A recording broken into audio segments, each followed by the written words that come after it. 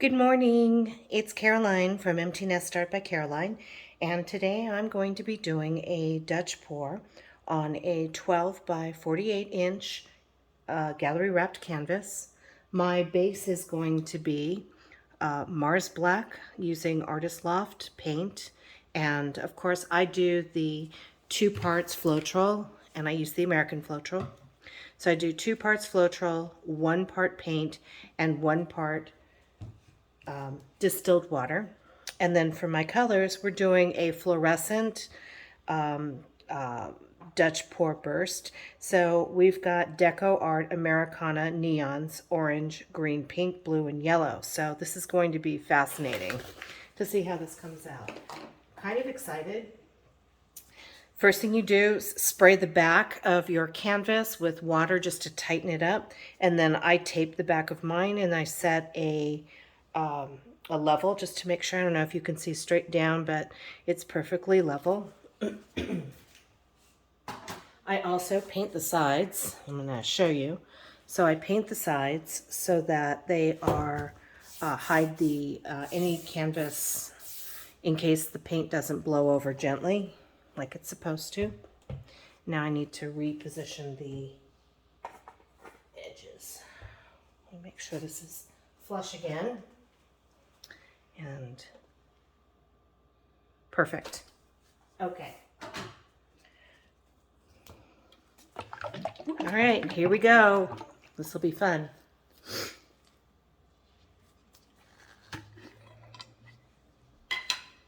Okay, let's go.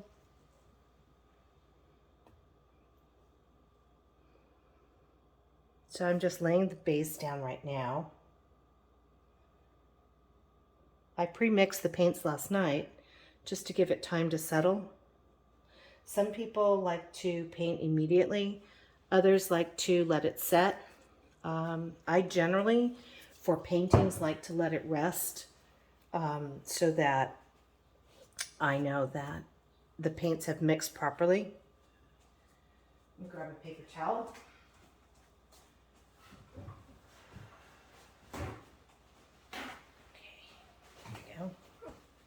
Sorry. All right. And then we're just going to spread the paint across the edges, just to the edges.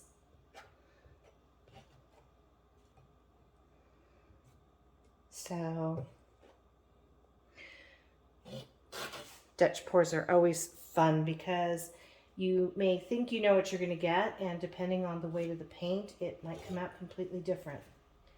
For me, this one is going to be a total surprise because I am mixing neons with a matte base. So we'll see how that comes out. Normally my Dutch pours have some element of metallic paint in them, so it gives it a little sparkle zhuzh. This one will not. So we're going to have to rely 100% on composition and 0% for, okay, I'm going to put a little bit more paint on here because I do not want my base to be too thin that it won't. So, and there go the Pomeranians. Anybody else have Pomeranians? I keep my palms brushed and groomed so that their fur doesn't go flying when they go flying.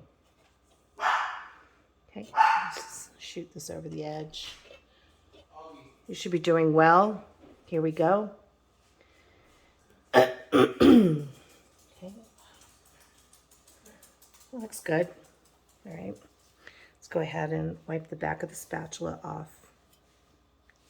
And now we're just going to do the sides just to make sure that everything is covered.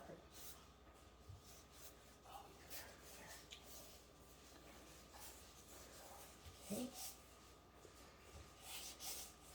The reason why we want the sides wet is so that when the paint goes over the sides, it in fact slides and doesn't get stuck on the edge. Requires less cleanup that way. All right, here we go. Okay, so there's the base. Just want to make sure I have enough paint on here. You can kind of feel if you don't have enough paint. You can also see some of the splotches. If you can see canvas underneath, then you do not have enough paint on top. So I'm just going to put just a smidgy more on the edge.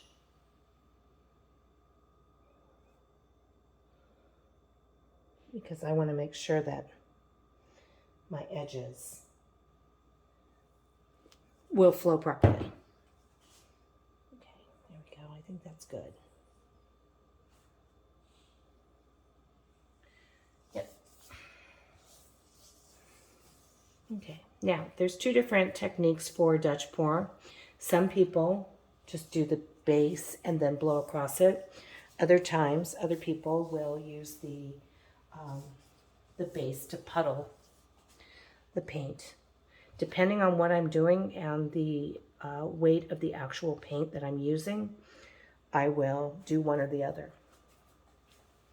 Okay, there we go. Get this off. And we are ready to go. Okay, you can see maybe that there's a lot of bubbles on the base, and I want to take care of those right away so that I'm not pushing bubble air up through the fluorescent colors. So I'm going to go ahead and torch this now.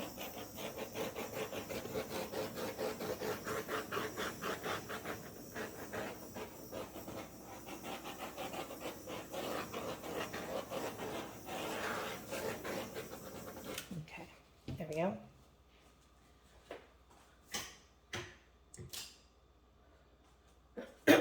Also turn the light on because then you can see better, I think. All right. Okay, here we go. I am going to, so the first paint that you lay down is the one that's going to spread out the farthest. So you want to choose that paint wisely. I'm going to use the blue, the fluorescent blue. Now again, these paints are mixed with 1 part paint, 2 parts Floetrol, and 1 part-ish of distilled water. I use distilled water because sometimes where you live, the water may have some impurities in it that can interact poorly with the paint, so you want to be mindful of that. All right, here we go. I'm going to start at one end, pull down, go off to the side a little bit, and create an arrow shape, if you will. Okay. The next color I'm going to use is going to be the green.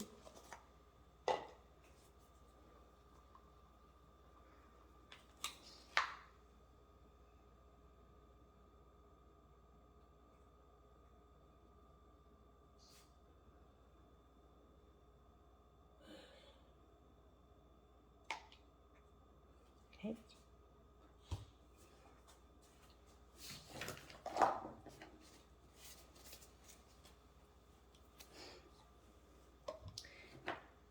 And now the yellow. I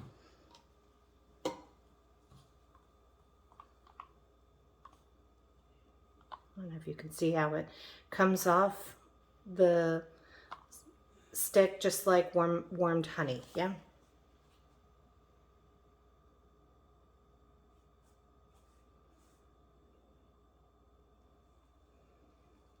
Okay. And now I'm going to use the orange. Actually, before I use the orange, so that I can get a little brightness in here, you're like, brightness? I'm going to put some titanium white. I don't know if you saw that, that titanium white just sank. Okay, here we go. Orange.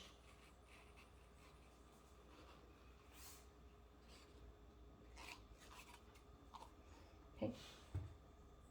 And last is the pink.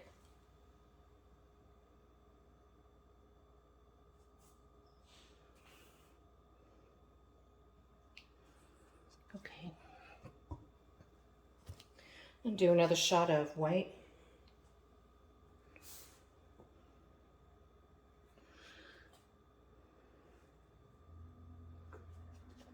There we go. And we're going to go ahead and torch this.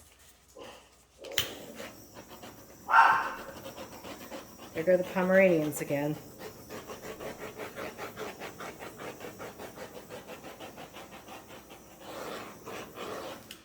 Okay. And now the blow dryer. Oh, would have helped if I plugged it in. Oh, I did plug it in. Okay, good. Okay, let's put my end back on. So I think what I'm going to do is I'm going to blow it out this way and then come back and do it this way.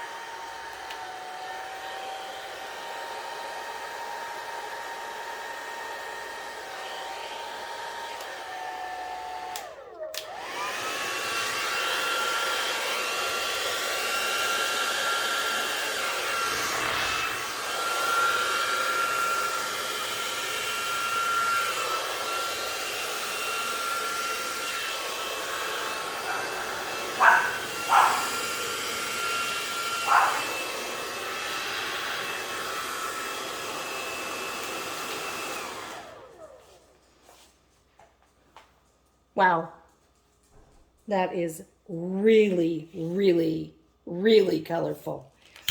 We're going to go over it with the torch just to pop any last minute air bubbles. You can see all the lacing that's going on. So these cells, bubbles, if you will, is lacing, and that is an amazing piece. Holy cow. It's gorgeous. I love this piece. Okay, so let me take you in for a close-up.